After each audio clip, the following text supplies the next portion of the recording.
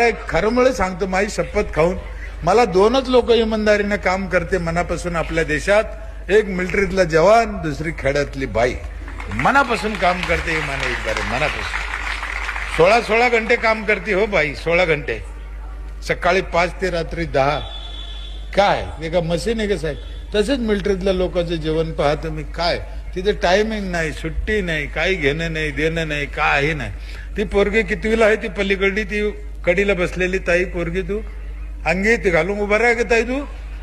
तू तू शेवटचे हातच ना, उभा राहा ना. अरे सांग पटकन पटकन पटकन, चाल चाल चाल लवकर, काम आहे तुला. कितवीला आहे तू? उभा राहा तिथेच, उभा राहा ना. कितवीला आहे?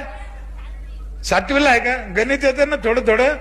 मी एक गणित विचारतो ताई तुला. माणसं उभं राहावं. माणसं किती घंटे काम करते साहेब? खरं खरं माणसं 8 घंटे आणि बाई 16 घंटे.